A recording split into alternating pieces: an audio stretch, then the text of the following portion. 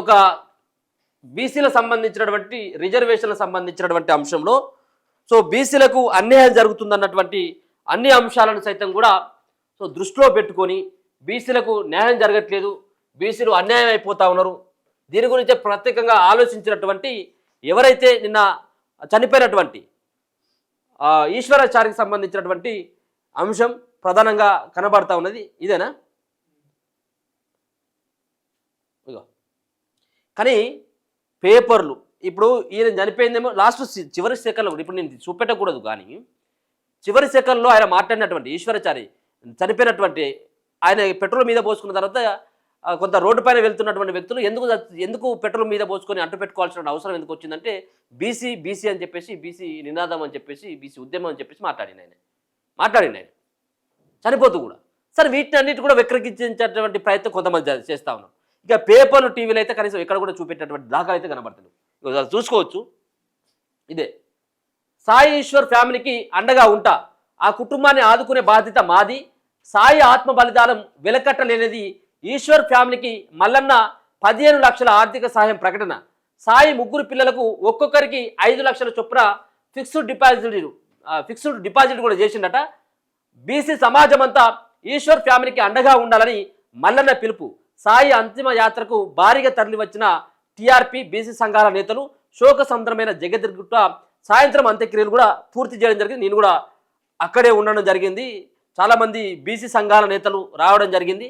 ఇక మల్లన్న ఆఫీస్ ముంగట్నే కాల్చుకున్నాడు కాబట్టి, ఆయన పెట్రోల్ మీద పోసుకుని ఆయనే ఆత్మహత్యకు ప్రయత్నం చేసింది కాబట్టి కొంత ఆయన వస్తే ఇంకా వేరే రకంగా ఉండేటువంటి అవకాశం ఉంటుందని ఆయనను ముందస్తుగానే ఆయనను పోలీసులు గృహ నిర్బంధం చేసేసి ఆల్రెడీ. ఆయన బయటకు కూడా రాలే, అంతిమయాత్రలు కూడా ఆయన లేడు. బీసీ ఉద్యమకారుడు, బీసీ హక్కుల సాధన కోసం బలిదానం చేసుకున్న సాయి ఈశ్వరాచారి కుటుంబానికి తెలంగాణ రాజ్యాధికార పార్టీ తరఫున అండగా ఉంటామని పార్టీ అధ్యక్షులు, శాసన మండలి సభ్యులు తీర్మార్ మల్లన్న అన్నారు. సాయి ఫ్యామిలీకి తెలంగాణ రాజ్యాధికార పార్టీ తరఫున 15 లక్షల ఆర్థిక సహాయాన్ని ప్రకటించారు. పోలీసుల గృహ నిర్బంధం పూర్తయిన తర్వాతే మల్లన్న సాయంత్రం జగదిరిగుట్టకు వెళ్లిళ్ళు. సాయి ఈశ్వరాచారి కుటుంబాన్ని పరామర్శించిళ్ళు. ఈశ్వర్ ముగ్గురు పిల్లలను అక్కున చేర్చుకొని వారికి ధైర్యం చెప్పారు. సాయి కుటుంబానికి తెలంగాణ రాజ్యాధికార పార్టీ తరఫున అవసరమైన సహకారాన్ని అందిస్తామన్నారు. ఈశ్వరాచారి ముగ్గురు పిల్లలకు ఒక్కొక్కరికి 5 లక్షల చొప్పున బ్యాంకులో ఫిక్స్డ్ డిపాజిట్ చేస్తామని హామీ ఇచ్చారు. సాయి కుటుంబాన్ని రాష్ట్ర ప్రభుత్వం ఆదుకోవాలని డిమాండ్ చేశారు. ఈశ్వర్ ఇంట్లో ఒకరికి ప్రభుత్వ ఉద్యోగం ఇవ్వాలన్నారు. ఉద్యోగంతో పాటు ఈశ్వర్ భార్య, ముగ్గురు పిల్లల కోసం 5 కోట్ల ఎక్స్గ్రేషియాను ప్రభుత్వం ప్రకటించాలని, బీసీ సమాజం కోసం సాయి చేసిన త్యాగం మరవలేనిదని, ఇలాంటి ఈశ్వరాచారి ఫ్యామిలీకి బీసీ సొసైటీ అండగా నిలవాలని సాయి కుటుంబాన్ని కలిసిన వారిలో మల్లన్నతో పాటు తెలంగాణ రాజ్యాధికార పార్టీ వర్కింగ్ ప్రెసిడెంట్ వీళ్ళంతా కూడా నిన్న పాల్గొనడం జరిగింది. సుధగాని హరిశంకర్ గౌడ్, ప్రధాన కార్యదర్శి వట్టె జానయ్య యాదవ్ వీళ్ళంతా కూడా పాల్గొనడం జరిగింది. సో జనసంద్రమైనటువంటి జగదిరిగుట్ట.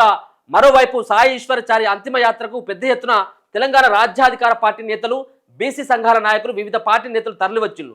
అంతిమ యాత్ర సందర్భంగా ఈశ్వరాచారి భార్య, ముగ్గురు పిల్లలు కంటతడి పెట్టిన తీరు అందరినీ తీవ్ర భావోద్వానికి గురిచేసింది. తమ కళ్ళ ముందే తన తండ్రి శ్మశానానికి వెళ్తుండడం చూసిన ఈశ్వరాచారి ముగ్గురు పిల్లలు బిక్కుబిక్కుమంటూ ఉండిపోవడం అందరినీ కలిసివేసింది. ముక్కుపచ్చలారని చిన్నారులు తమ తండ్రి తమ నుంచి దూరమైపోతున్నారనే బాధ ఆ చిన్నారుల్లో కొట్టొచ్చినట్టు కనిపించింది. కుటుంబ సభ్యుల ఆర్ధనాదాల మధ్య సాయంత్రం 5 గంటలకు సాయి ఈశ్వరాచారి అంత్యక్రియలు ముగిశాయి. ఇక సాయి అంత్యక్రియల్లో పాల్గొనేందుకు రాష్ట్ర నలుమూలల నుంచి తెలంగాణ రాజ్యాధికార పార్టీ నేతలు పెద్ద ఎత్తున శనివారం జగదిరిగుట్టకు తరలివచ్చిండ్రు.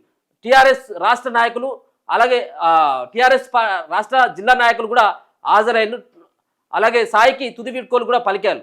ఈశ్వరాచారి అంతిమ యాత్రలో బీఆర్ఎస్ నాయకులు MLA KP Vivekananda, MLC Daso Shravan, మాజీ స్పీకర్ మధుసూదనాచారి, మాజీ మంత్రి శ్రీనివాస్ గౌడ్, ఆర్ కృష్ణయ్య, జాజుల శ్రీనివాస్, అలాగే బత్తుల సిద్ధేశ్వర్, అరికటిక సుధాకర్ ప్రసాద్, అలాగే దర్వాంజన్న, జగదిరిగుట్ట డివిజన్ కార్పొరేటర్ కొల్కర్ జగన్, అలాగే బీజేపీ నాయకులు వీళ్ళందరూ కూడా చాలామంది దీంట్లో ఎవరు బీజేపీ వాళ్ళు, కాంగ్రెస్ పార్టీ వాళ్ళు అయితే దరిదాపుగా అయితే ఎవరైతే నాకైతే ఆడ కనపడలేదు. కాంగ్రెస్ పార్టీ వాళ్ళు కూడా వచ్చినటువంటి దాఖలు అయితే కనపడలే ఆడ. సో ఇక్కడ నిన్న చూసుకోవచ్చు అంతిమ యాత్రలో పాడే మధుసూదనాచారి, అలాగే జాజుల శ్రీనివాస్ గౌడ్ కావచ్చు, బాలరాజు కావచ్చు, వీళ్ళందరూ కూడా నిన్న పాడను కూడా వాళ్ళు మోయడం జరిగింది. దాంట్లో వాళ్ళందరూ కూడా అటెండ్ కూడా కావడం జరిగింది. సో పెద్ద ఎత్తున కూడా అక్కడికి రావడం జరిగింది. సో ఇది ఇట్లా ఉంటే బీసీ నినాదం కోసం ఆయన సరే చివరి క్షణంలో ఆయన బీసీ నినాదం అని చెప్పేసి చెప్తా ఉన్నాడు. వాళ్ళ భార్య కూడా మాట్లాడుతూ ఉంటే ఎందుకు చచ్చిపోయిందమ్మా అని చెప్పేసి, ఎందుకు పెట్రోల్ మీద పోసుకున్నాడు అని చెప్పేసి నేను కూడా అడిగినప్పుడు సమాధానం ఒకటే చెప్పింది. సమాధానం బీసీ వీడియోలు చూసేది కాబట్టి బీసీలకు అన్యాయం జరుగుతుందని ఎన్నోసార్లు చెప్పేదని వాళ్ళ బామార్ది మాట్లాడుతున్నాడు. వాళ్ళ భార్య కూడా ఎవరు ఈశ్వరాచారి మృతి చెందినటువంటి వాళ్ళ బామార్ది అదే విషయం చెప్పిండు. వాళ్ళ సంబంధించిన వాళ్ళ భార్య సైతం కూడా అదే విషయం మాట్లాడింది. ఒకసారి ఆ వీడియో కూడా ఒకసారి చూపేటటువంటి ప్రయత్నం చేస్తాను. ఎందుకంటే ఇది ఒక రకరకాలైనటువంటి ఒక ప్రచారం అయితే అవుతా ఉన్నది.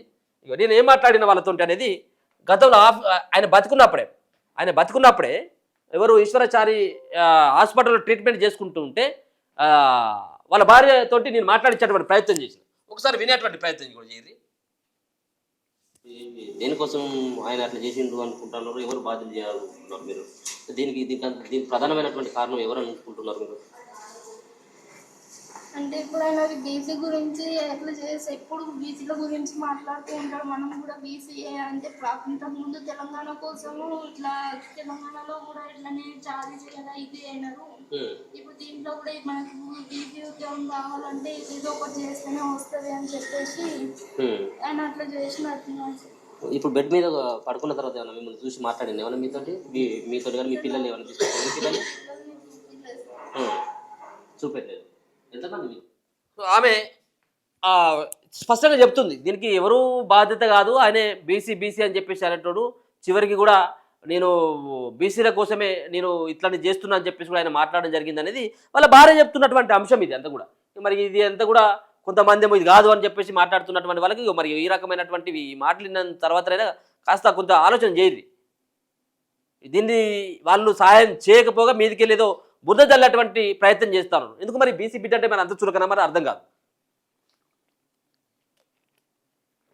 చాలా నిరుపేద ఫ్యామిలీ, 3 పిల్లలు, ఆటో తోలుకుంటే కుటుంబం గడిచేటువంటి ఫ్యామిలీ అటువంటి చాలామంది బీసీ సంబంధించిన నిజంగా కూడా కొంతమంది హ్యాట్సాప్ చెప్పాలా. చాలామంది బీసీ సంఘాల నేతలకి కూడా చాలా హ్యాట్సాప్ చెప్పాలి. నిన్న పాపం వాళ్ళ భుజస్కంధాలపైన మోయడం జరిగింది. ఏది అంతా కూడా తిరుమల మల్లన్న టీమే కానీ బీసీ సంఘాలకు సంబంధించిన నేతలు కానీ పెద్ద ఎత్తున కూడా అక్కడ రావడం జరిగింది, ఆందోళన చేయడం జరిగింది. ఈ అంతటి కూడా ఈ ఆత్మహత్యకి ఆయనకు ప్రేరేపించిందే ఇక్కడ రాష్ట్ర కేంద్ర ప్రభుత్వాలు చేసినటువంటి ఒక మోసంతో ఆయన ఆ విధంగా చేసుకున్నాడు అనేది వాళ్ళు ప్రధానంగా రోడ్డు పైన కూకొని బైఠాయించి ఆ కుటుంబానికి న్యాయం జరగాలి, ఆ కుటుంబానికి ఇప్పుడు వాళ్ళ పిల్లలకి న్యాయం జరగాలి, ఆ కుటుంబానికి ఆమెకు ఉద్యోగం కల్పించాలి, గవర్నమెంట్ ఉద్యోగం అండ్ ఎక్స్గ్రేషియా కూడా ఇవ్వాలని చెప్పేసి పెద్ద ఎత్తున రోడ్డు పైన కూడా కూర్చొని బీసీ సంఘాల నేతలు డిమాండ్ చేసి బాగా. నిజంగా కూడా ప్రభుత్వం నుంచి ఇప్పటి వరకు కూడా ఒక ప్రకటన కూడా రాకపోవడం చాలా హాస్యాస్పదం. కనీసం కూడా కొంచెమని ఉండాలి కదా. ఎవరెవరికో ₹1,00,00,000 సంబంధించినటువంటి పరిహారం ₹1,00,00,000 సంబంధించినటువంటి వాళ్ళు ఏదో దీంట్లో సంబంధించినటువంటి ఆటలలోనూ స్పోర్ట్స్లలో ఎవరైనా ఓ పథకమో మెడలు తీసుకొస్తే వాళ్ళకు ₹1,00,00,000 ఇన్ని దాకా ఇస్తాం, మీకు అక్కడ ఇస్తాం, ఇన్ని వేల గజాల జాగా, ఇన్ని వందల గజాల జాగా అని చెప్పేసి ప్రకటిస్తారు కదా. మరి ఈ కుటుంబానికి మీరు ఎందుకు ఇవ్వట్లేదు? ఎందుకు నోరు రావట్లేదు? ఎందుకు చేతులు రావట్లేదు మీకు?